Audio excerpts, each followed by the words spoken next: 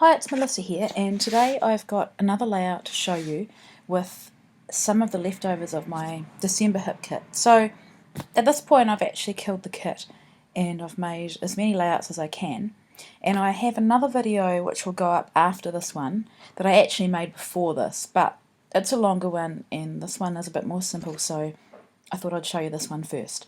So I'm just distressing the edges of those pieces of paper which I've pre-cut. And I really love that apricot and white striped paper. It's so pretty that I made sure that I kept it aside. I didn't know what I was going to scrap on it, but I knew that I wanted it to be a background paper, so that was actually the last piece of, full-sized sheet of paper that I had left from the kit. So I originally thought that I'd put them straight, but then when I placed it down just there, I thought, well, the angle would be quite interesting and a bit different, so that's what I've done there. And I've just used a tiny bit of adhesive roller because I'm going to come back in with my sewing machine. And I'm just going to show you me sewing one of the strips down.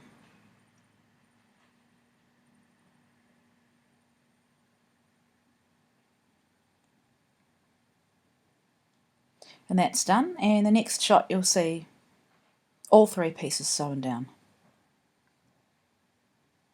And here I'm just trimming off my threads. If I'm sewing right to the end, I never keep them long.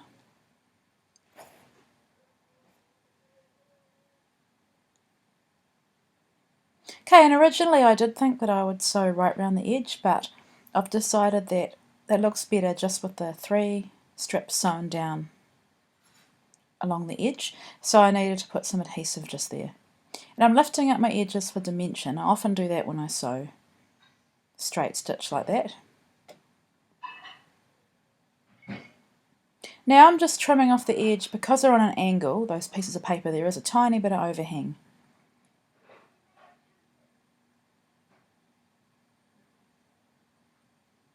These are some photos of my daughter Azaria. She's 5, and one night after dinner my son was having a sleepover at Grandma's house, so my husband and I took our two girls down to the lake that we live nearby, and there's a track that goes right round it, which I love to mountain bike, but we just thought we'd go for a walk after dinner, and then the light was beautiful and I got them, well, mainly my older daughter, to have some photos done.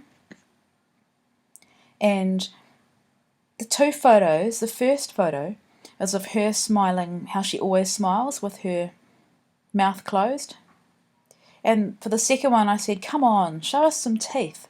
So she did a really toothy smile, and she's actually lost her two bottom teeth, so you can see it really well.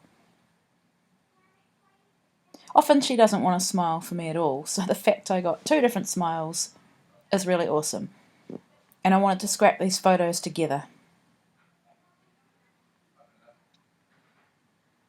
So here I'm placing my photos. I've put the tape in the middle so I can tuck those flowers underneath. Right, now I'm going to speed up the placement of these flowers because it isn't really that exciting. I mean, you really get to see how I place them. Sorry about the interruption there. A couple of my daughter's friends just came down to play and their dad came to drop them off, so where I'm sitting is right next to the door and I just saw them arrive. So what I was saying was that there's a lot of fussing going on with the placement of these flowers. Now I cut these out of the Amy Tangerine stitched paper, and I'm sure if you're an avid watcher of scrapbooking videos like me, you would have seen a lot of people have done this with the paper as well. So I didn't, and these are just off the scraps, these are the extent of the flowers that I could cut off. So I'm quite particular about my placement, and I know I want to pop up some of the flowers or parts of the flowers, and I want them to look layered and quite natural. So when I'm placing them, I'm really careful that I don't put two exact ones exactly the same next to each other. I want to have a bit of differentiation. And it's all about just mucking around, placing them to where I think they look good. And there on the bottom left of the screen, I'd actually taken a photo with my iPhone because I knew I wanted this layout to be a quick video. But of course, you can never ever get things exactly back where you placed them originally. So you'll see I'm quite fussy. I think it looks okay, then I'll try something else. Sometimes I'll even go back to what I had before. But it's all about not just the flowers, but the leaves and stems and bits and pieces coming off. I want them to look right. So I knew I wanted to overlap the photo on the bottom right, but on the top left I wanted to tuck them under. So once I'm happy, I commit and I glue them down, and then I just keep playing and fussing. And saying that, it now looks like I'm going to place it over the photo. Am I? Yeah. I find often with die cut flowers, because sometimes you only get a couple in an ephemera pack, that I don't want to hide them completely underneath. So sometimes it's good to have the whole flower show. So okay, what I said was wrong. I've actually decided to place it on top. And I think that looks good. It lets that main flower be the star, and then the other bits just add to it from behind.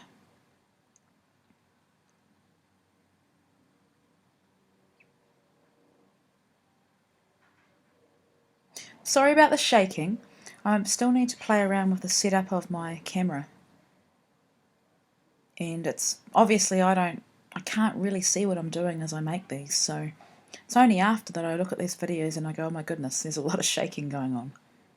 But I'll endeavour to have that fixed. I've got another 2 videos to get me to the end of the kit, and then I'm planning on doing a layout share just to show you how I killed the kit, what I've got left, and yeah, it's interesting to see the variety that you get of layouts from a kit. Okay, looks like I'm nearly done there.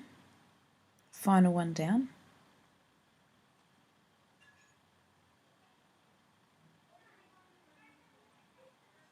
And those are poking up a bit, and I know this is going to go on an album eventually and have a page protector, but I'm a bit fussy and I do like to make sure that the layers that I want stuck down are fully down. Okay, so now I'm looking through the embellishments that I've got left, and there's really not that many. You'll see I've only got 3 puffy stickers there and a handful of wood veneer. I had pre-punched some of these hearts out with my circle punch. I thought they were really, really pretty. So I've punched some hearts from that beautiful matte paper, and then the grey hearts as well on the piece of paper that has one red heart and the rest are grey. So I wanted to layer them slightly.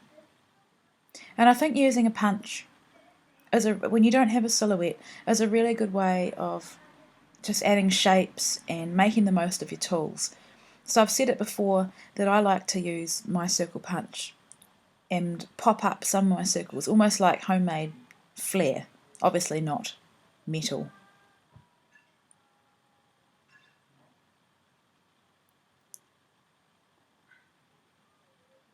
Just playing around with the best placement.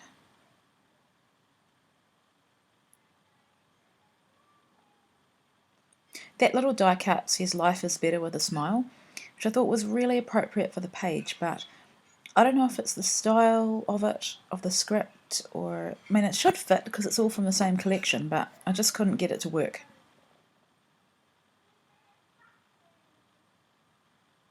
Now I love that these wood veneer, I've just left them natural, and I love that they go really well with the outdoorsy nature of these photos.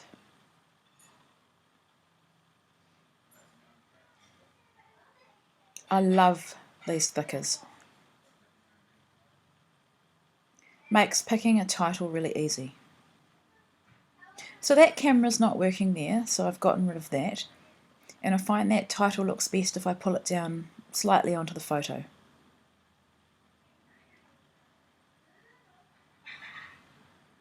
Right, and now I'm in a situation where both of my groups of circles are on the same alignment, and to me that doesn't look right.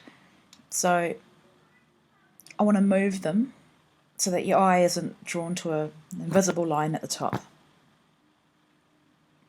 And if you're patient with double-sided tape, you can pull it up gently.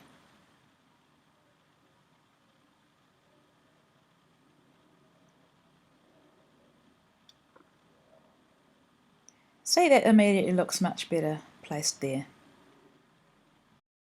And the final grouping I've just decided to put there, and there'll be space underneath the photo for my journaling.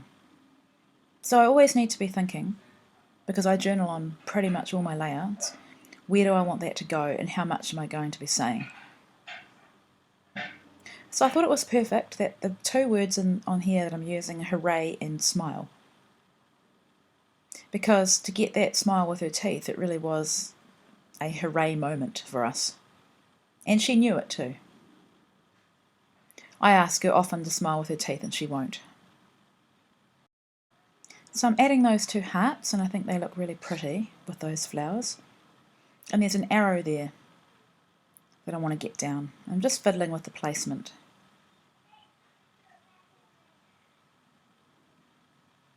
So at this point I'm nearly finished. I'm just going through these die cuts, but there's nothing else to add.